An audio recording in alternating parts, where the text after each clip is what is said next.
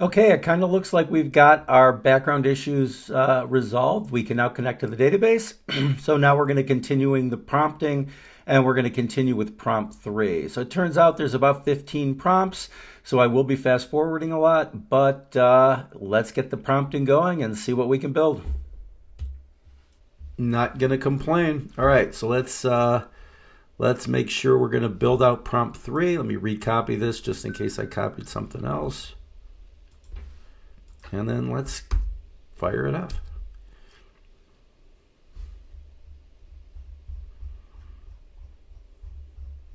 For some reason, whenever I paste a lot of information, it will scroll back up pretty far up the page. I don't know what that's about. Okay, well, we're into Sonnet. We're not burning up any more of the Opus tokens for this. Okay, so now it's building out all of the password recovery, profile management, and account settings features.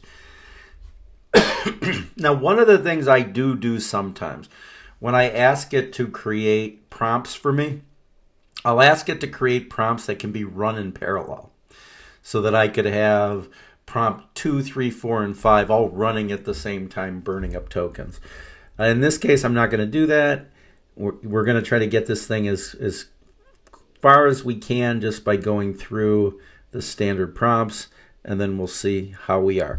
Now, context left until auto compact. If you notice down here to the right, in 9%, we're going to auto compact. We want to avoid that. So as soon as we get this step done, we're going to exit out of Claude. We're going to go back in so that we have a full context, because it's actually starting to use up the context pretty quickly. So it is creating the reset password form. Okay, this is a new one. Due to length constraints, let me create a summary of the remaining files I'll generate and then provide them in compressed format. Oh, because we reached the auto compact at 0%. All right, so I'm going to exit out, and I'm going to go back in, and then this time now I've got a new context, and I'm going to say, please continue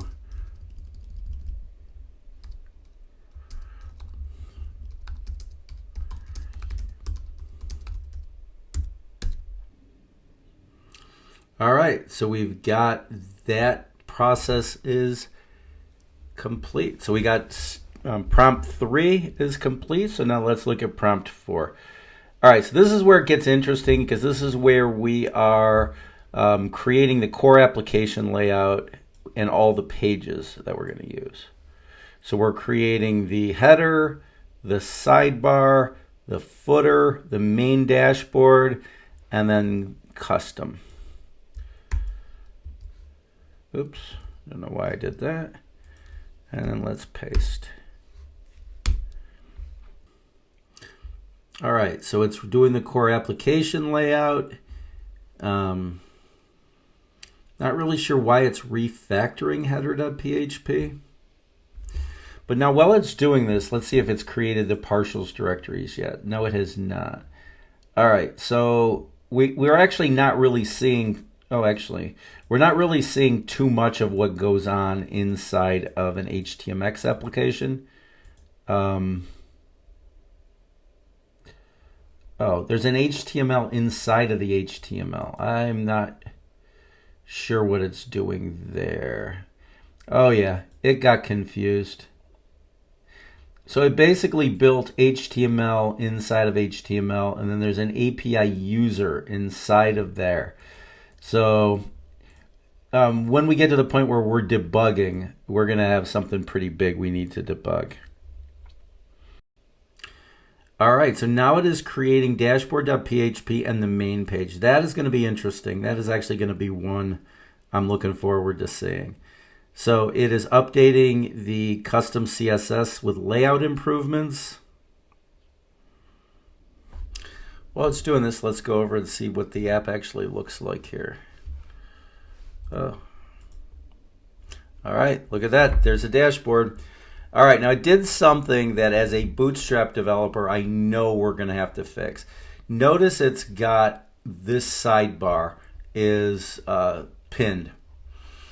And that's fine right up until we start modifying everything else that's going inside of here. So I'm going to be very careful before I blow it up, but I have a feeling that when we start building out these other tasks, this sidebar is no longer going to work the way we want it to work. And that's just a common thing vibe coding Bootstrap. It just happens to work out that way. Okay, so we've committed the changes, and now we're done with step 4. Let's see what we got in step 5.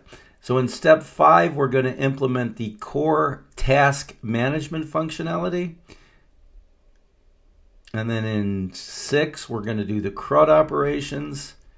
All right, so we're getting a lot done. So it is actually pushing to Git. All right, we're going to be on to the next step.